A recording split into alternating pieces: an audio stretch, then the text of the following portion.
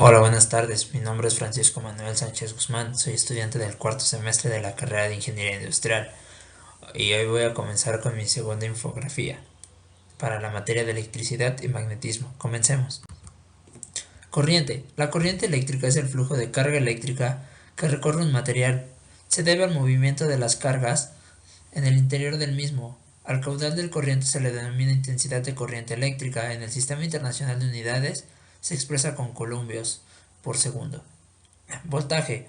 El voltaje es la capacidad física que tiene un circuito eléctrico debido a que impulsa a los electrones a lo extenso de un conductor y en el Sistema Internacional de Unidades dicha potencia de diferencia se mide con voltios y esto determina la categorización de bajo o alto voltaje.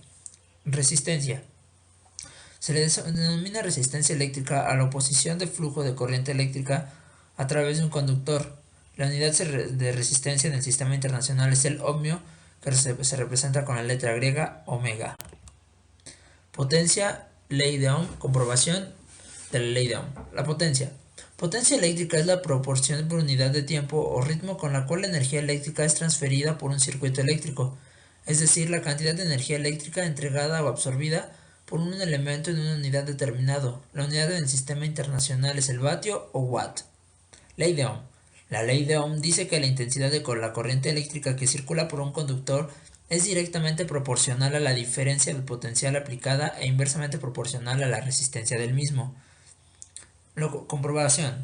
Si aplicamos una diferencia de potencial entre los extremos de un trozo de un conductor, tal como un alambre metálico, se producirá una corriente I en el conductor.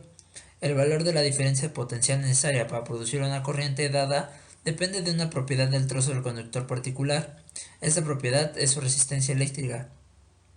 En esta pirámide podemos observar cómo la ley de Ohm es una línea directa entre sus componentes. Voltaje será igual a la multiplicación de la intensidad por la resistencia. Si queremos reconocer la intensidad, será una división del voltaje sobre resistencia.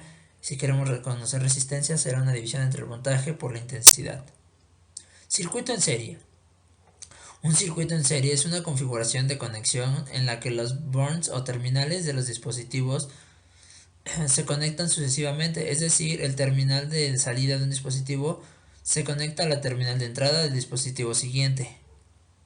Tipos de fuente eléctrica, alternas y directas. La corriente alterna es un tipo de corriente en el que el flujo eléctrico varía en cuanto a la magnitud y sentido, alternados en periodos de tiempo determinados.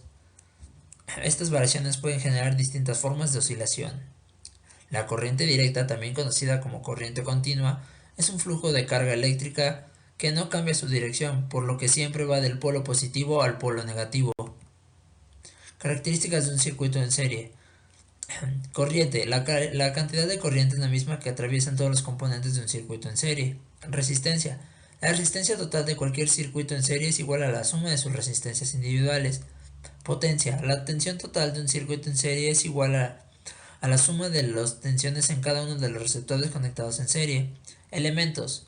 Una fuente de poder que suministra una carga eléctrica. Un material metálico que permite la circulación de la corriente eléctrica desde la fuente hasta el elemento.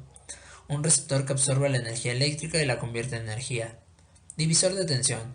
Un divisor de tensión o divisor resistivo es una configuración de circuito eléctrico que reparte la tensión eléctrica de una fuente entre una o más dependencias conectadas.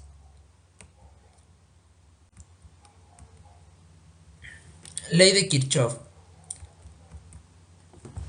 Un circuito cerrado, la suma de todas las caídas de tensión es igual a la tensión total suministrada. De forma equivalente, la suma algebraica de las diferencias de potencial eléctrico en un circuito es igual a cero. Esta ley se basa en la conservación de un campo de potencial de energía. En un circuito cerrado, la suma de todas las caídas es igual a la tensión del total suministrada.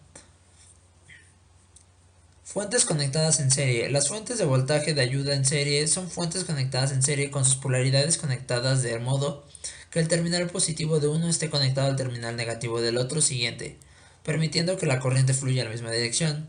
Las fuentes de voltaje opuestas de la serie son fuentes conectadas en serie que tienen sus polaridades conectadas de modo que el terminal positivo o el terminal negativo están conectados entre sí.